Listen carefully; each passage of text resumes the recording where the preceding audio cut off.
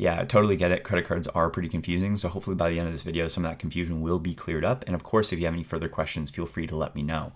So if we have $50 in our ready to assign, that is $50 that we actually have to our name. That is cash that exists somewhere, whether it be in our checking account or otherwise. And we haven't assigned that to a category yet. So let's go ahead and assign that to the takeout category. I'm putting $50 of cash that I have to my name into the box for takeout. And as we can see, the takeout box now has $50 in it. I have $50 available for takeout, and that's actual money that exists in my checking account or otherwise.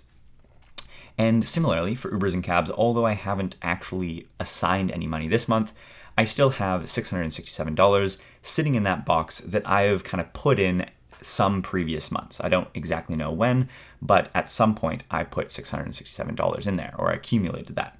So this 667 and the 50, like I had mentioned, it is money that you actually have to your name. Okay, so with that out of the way, let's go ahead and make a few credit card transactions. So let's say that I, maybe get some takeout from an expensive dinner place that is $50. And let's say that I also maybe have, what was this, Ubers and cabs, that I also spend, $100 on Ubers and cabs.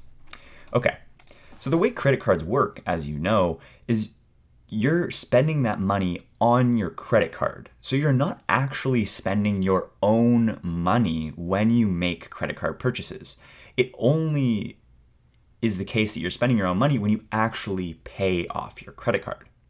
So the way that translates into YNAB is when Ubers and cabs and takeout had $50 that was to your name sitting inside those boxes, the 50 and the 100 here, it was sitting there, and that was money that you had available to spend out of the money that you actually had to your name. And then when you made credit card purchases though, YNAB tries to force you to not go into credit card debt. It basically prevents you from going into credit card debt entirely, because what it does is as soon as you spend money on your credit card, it moves money from your physical boxes or the categories that you have assigned your actual money that you have to your name. You've assigned money to these boxes, to these categories.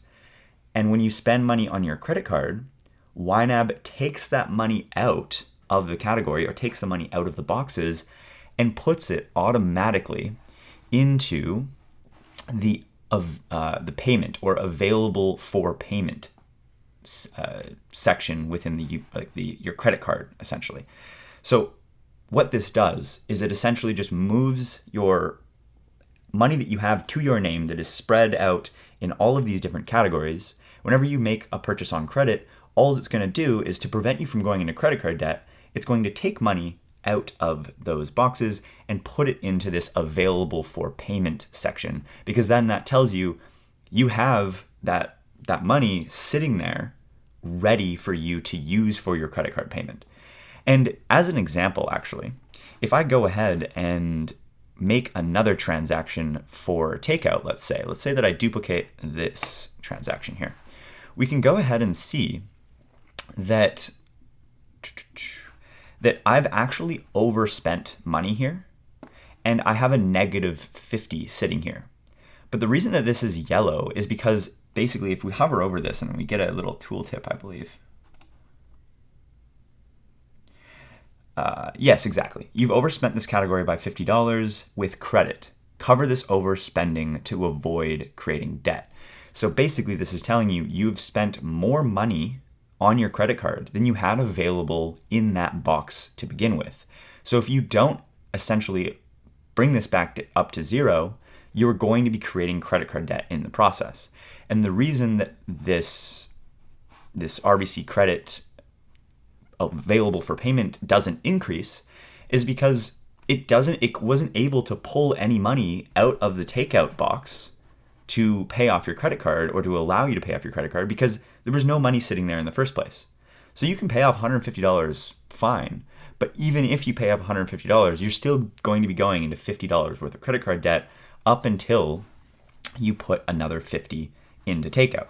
So let's just remedy that, and we can see it actually automatically adjust. So let's take $50 out of the car insurance. Let's move $50, pardon me, $50 to the takeout category. And we can see now I've assigned 100, I've taken out 100, which was on credit, the activity was on credit, and now I'm at a happy zero for takeout. And we move up to the available for payment, and we can see that it was automatically adjusted to now be $200, because the entire time it was looking to get that extra $50 that we spent on credit. It was looking to take that out of the takeout category. The takeout category available here. It was looking to take it out of there. It was looking to take it out of the box, but it kept on looking, and it found no money there to actually pay off the credit card, so it couldn't do anything. But as soon as we assigned more money into the takeout category, as soon as we put more money into the box, the credit card up here realized that there was more money, and it realized that we're currently in credit card debt, so it pulled that money out of that box right away and then put it to be available to essentially pay off the credit card. So yeah, I hope that that all makes sense or provides at least a little bit of additional clarity. And of course, if you have any further questions, feel free to let me know.